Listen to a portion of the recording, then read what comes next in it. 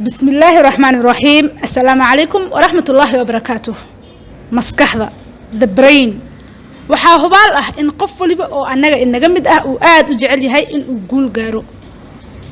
Tusaale guul hantiyadeed ama guul waxbarasho ama guul magac.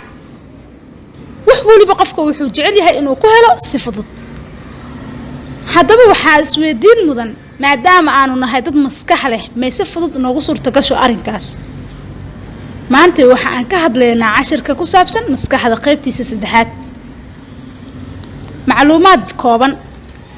maskaxdeenu waxa ay jeceshahay horumarkeena. waxa ay leedahay awood ay nooga dhigi karto kuwa guuleysta.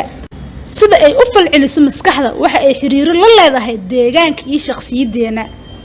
shakhsiyadda waa anaga waxa nagu duugan gudaheena. waxa caawiya maskaxda canjalka lagu shubo. qof waliba wuxuu gacanta ku haystaa canjal taas oo ka dhigi kara mid guuleysta ama mid guuldareysta.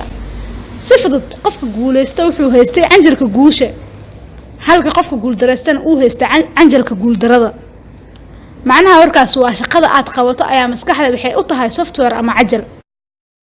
waliba isku aragtay adiga oo meel iska fadhiya in ay fikrad kugu soo dhacdo ama xitaa adiga oo jiifa ama adiga oo quraac iska cunaya. maskaxdeena mar waliba waxa ay keentaa fikrado. u fiirso, mar waliba waxa ay keentaa maskaxdeena fikrado.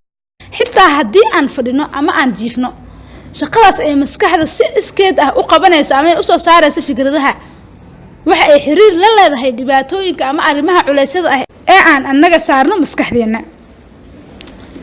maskaxdu waxa ay u baahan tahay in ay culeyska naga yareyso ama maskaxdeena ayaaba rabto in culeyska ay iska yareyso maadaama aan culeysyo aan anaga saarnay ay ku fikirayso.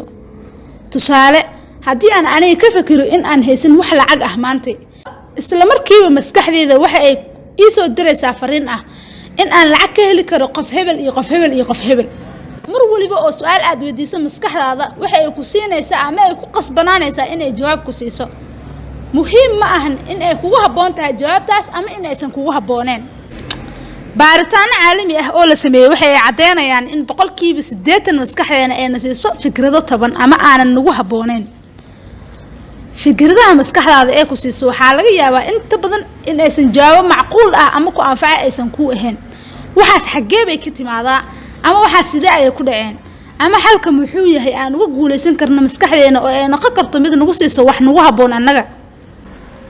hal arin oo kaliya samee ama hal talaabo kaliya maskaxdaada ku shub waxa aad rabto in ay kuu soo saarto.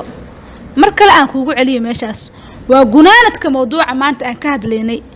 kaliya maskaxdaada ku shub waxa aad rabto in ay kuu soo saarto. dabcan haddii aad tiin talaalato kolley timir guran maysid.